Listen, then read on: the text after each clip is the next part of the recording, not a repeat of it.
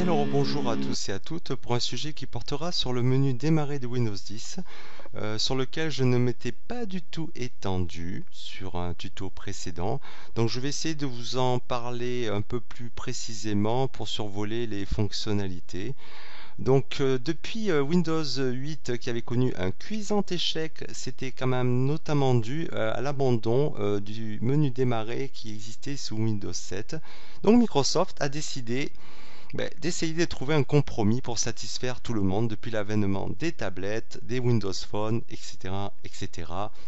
Donc ils ont proposé une solution hybride avec un menu démarrer qui se compose de tuiles, les tiles pour les anglophones, et une liste des applications en colonne gauche à la manière un petit peu du démarrer de Windows 7 avec la liste de toutes les applications par ordre alphabétique. Alors, sachez quand même que Windows risque de faire quelques petits changements dans les prochaines mises à jour, sait-on jamais. Bon, en tout cas, c'était une manière de satisfaire un petit peu plus le maximum de personnes. Sachant que voilà, le format d'étui qui existait sous Windows 8 est un format aisément maniable. Vous bougez vos tuiles comme vous voulez, comme des Lego. C'est magnifique, vous retombez en enfance. Voilà, vous arrivez à un système de cubes, etc. etc. Après, voilà, c'est une manière aussi d'organiser votre menu de démarrer par groupe, puisque vous pouvez renommer un ensemble de tuiles par thème, par exemple. Ici, là, je l'ai appelé outils. On peut changer de nom. Voilà.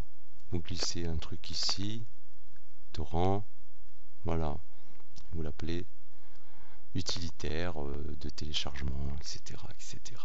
Alors on peut supprimer facilement une tuile, supprimer du menu démarrer, hop, elle n'y est plus. Alors attention par contre, parce que si vous remarquez bien, si vous avez l'œil vif, vous aurez remarqué qu'en clic droit, il y avait l'option, attendez, hop, désinstaller. Donc effectivement, ce menu désinstaller, c'est aussi un inconvénient parce que vous pouvez faire des manips vraiment par mégarde et désinstaller carrément une application puisque c'est disponible depuis ce menu droit sur certaines. Voilà. Donc le menu, les tuiles en elles-mêmes sont redimensionnables suivant plusieurs formats de taille. Alors certaines pourront atteindre une taille assez grande, la plus grande, comme courrier par exemple. Voilà, qui dispose de 4 tailles, de petit à grand. Moi c'est en large, alors grand, j'ose même pas imaginer. Et sachant que d'autres applications seront limitées à 2 tailles simplement, ici celle-là, petit et moyen, on n'a pas grand ni large. Voilà. Sachant qu'en mode petit, vous perdez le label, l'intitulé même de l'application. Donc il faudra juste la reconnaître d'une manière visuelle, ou alors si vous laissez pointer la souris pour afficher effectivement le nom de l'application au-dessus. Voilà. Sachez que vous pourrez créer des raccourcis comme ça, en glissant les tuiles sur le bureau. Voilà, donc vous créez un raccourci, tout en gardant la tuile aussi en raccourci dans le menu démarrage. Voilà. Alors, effectivement, il y a aussi possibilité de créer un raccourci dans la barre de tâches, comme cela se faisait sous Windows 7. Ça s'appelait les Jump List. Donc si vous cliquez par exemple ici, vous l'avez toujours, c'est épinglé à la barre de tâches. Voilà, pour rester vraiment à portée de souris.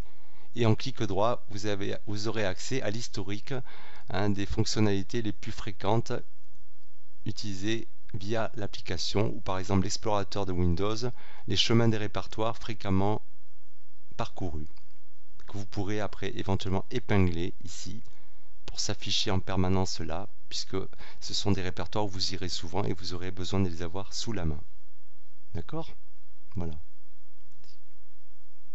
Et après, vous pouvez même nettoyer un petit peu la liste des répertoires fréquents à des fins de confidentialité, supprimer, voilà. Alors, au niveau personnalisation, c'est quand même un petit peu limité. Windows, donc vos applications s'installent, gardent leur icône par défaut.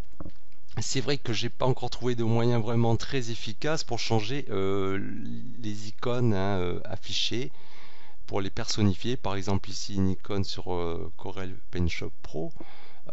En fait, il n'y a pas propriété quand vous cliquez droit. Vous voulez changer cette icône, il faut carrément faire une petite bidouille, une manip, c'est ouvrir l'emplacement du fichier. Voilà, donc vous avez le raccourci ici, original on va dire, et c'est de là que vous allez changer l'icône. En propriété, là vous retrouvez tout à fait l'onglet, la fenêtre de propriété et l'onglet changer d'icône, le bouton changer d'icône. Et là vous allez changer votre icône. Voilà. Donc c'est une procédure un petit peu lourde quand même. Voilà. Bon après de toute façon le but n'est pas là, hein. Moi je vous présente le menu démarrer. Alors il est effectivement redimensionnable à la volée grâce à la souris, que ce soit en largeur ou en hauteur. Pour arriver à choper, hein. Voilà. Alors sachez que actuellement le nombre de tuiles utilisables dans ce menu démarrage, puisque je vous rappelle, on peut épingler soit à la barre de tâches, soit épingler à ce menu démarrage. C'est ici le menu démarrage, sous forme de tuiles. Il est limité donc à 512 tuiles, mais il sera multiplié par 4 dans un futur proche et une prochaine mise à jour. Vous aurez accès, vous pourrez avoir accès à 2048 tuiles si vous le décidez. Voilà. Alors 2048 tuiles, effectivement, ça va vous couvrir tout l'écran. Et alors peut-être qu'il y aura un intérêt de passer ici, hein, sur le centre de notification et dans l'option mode tablette, ce qui s'appelle l'affichage plein écran du menu démarrer. Alors surtout utile pour ceux qui ont un écran tactile, ce qui n'est pas mon cas, où vous pourrez défiler, hein, sur les tuiles avec votre doigt et votre écran tactile. Pour les utilisateurs de tablette, pas de souci. Sachant qu'on a toujours quand même à disponibilité, hein, et à portée de souris la liste des applications en colonne gauche ici. Donc vous avez toujours la liste de vos applications toutes installées par ordre alphabétique. Voilà. Donc on va sortir de ce mode entre guillemets plein écran, du mode tablette, voilà, pour revenir au mode classique. Voilà. On va le réduire un petit peu. Bon, ça c'était donc un point rapide sur le menu démarrer de Windows. Et sachant qu'en clic droit sur l'icône démarrer, effectivement, vous avez aussi des raccourcis qui existaient sous Windows 8. Des raccourcis sur des fonctionnalités système assez utiles, hein, comme le gestionnaire de périphériques. Voilà. Hein, le panneau de configuration. Voilà, qu'on ne retrouve pas installé par défaut dans les tuiles. Alors il faut aller le chercher partout. D'ailleurs, moi j'ai réussi à installer un raccourci, mais au départ je ne l'ai même pas trouvé en tapant, en cliquant toutes les applications, hein, le panneau de configuration. En fait, il a fallu, je vais vous montrer, que je passe par Cortana, voilà, et que je tape panneau de configuration. Voilà, il m'affiche, hein, tout ce qui est possible. Et de là, effectivement, j'ai créé mon raccourci. Hein, voilà, clic droit, épingler sur la barre de tâches. Sinon, épingler à l'écran de démarrage si vous, ça n'était pas fait. Vous voyez un petit peu la manip. Bon. Ensuite, je vais vous parler dans ce tuto et pour finir, pour compléter donc le menu démarrer de Windows 10, les applications par défaut. J'ai remarqué sur certains forums officiels de Microsoft qu'il y avait quand même pas mal d'usagers qui avaient des difficultés avec leurs applications par défaut. Alors les applications par défaut, c'est l'application qui va être lancée en priorité, par exemple, pour visionner que ce soit une vidéo, visionner des photos, etc., etc. Et suivant celle que vous aurez ou pas installée. Vous aurez le choix ou pas. Hein, par exemple, pour afficher des photos, Windows utilise par défaut, voilà, son afficheur de photos qui se présente maintenant comme ça. D'accord, vous double-cliquez, vous l'avez en grand, hein, l'image. Et après, vous défilez ici ou à la roulette. Voilà. D'accord. Si vous avez une roulette, si vous le souhaitez, avec votre souris, vous défilez comme ça.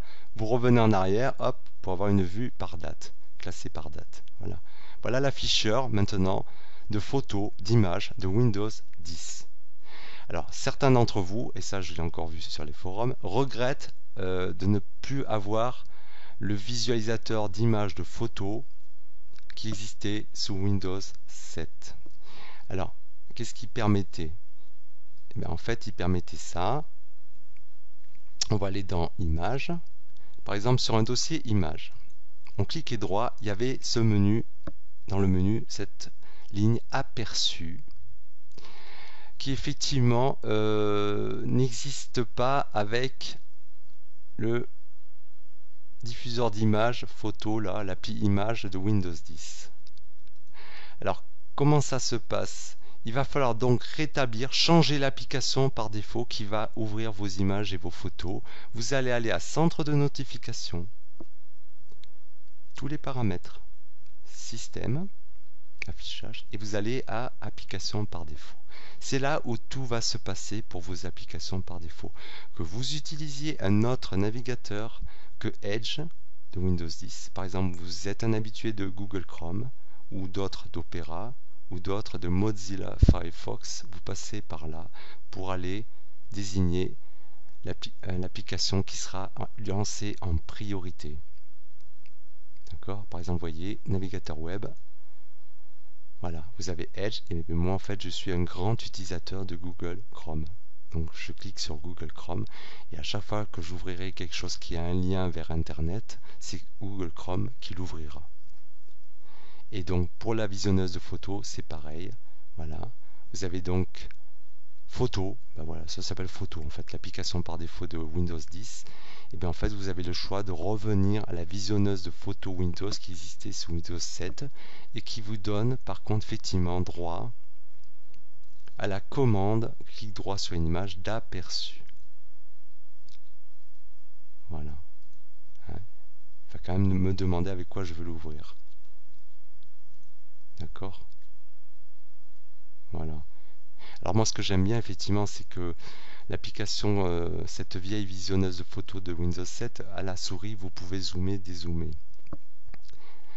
Ce que ne fait pas l'application de Windows 10 photo. Enfin elle le fait d'une autre manière, je vais vous montrer vite fait. Voilà. Voilà, vous ouvrez par exemple, double-cliquez sur une image. Vous avez beau effectivement jouer de la molette, vous ne faites que défiler les images. Voilà. Donc en fait il faudrait cliquer sur l'image. Attendez, hop. Voilà. Et appuyer, maintenir la touche CTRL tout en jouant de la molette pour pouvoir zoomer. Vous voyez? Ça demande un doigt supplémentaire. Lol. Donc voilà. Alors pour revenir aux applications par défaut, de la même manière, système, application par défaut. Voilà. Vous affectez aussi par défaut votre lecteur de musique. Vous ne voulez plus entendre parler de Groove Music, cette application par défaut de musique qui est ici, voilà, qui vous fait de la pub, pour choisir des abos premium à payer, etc., etc. Et bien vous choisissez votre application, si, bien évidemment si vous l'avez installée, pour lire par défaut votre musique. Moi c'est Winamp, d'autres ça sera VLC, etc., etc. Sur ce les loulous, je vous dis à bientôt pour un prochain tuto. Ciao ciao!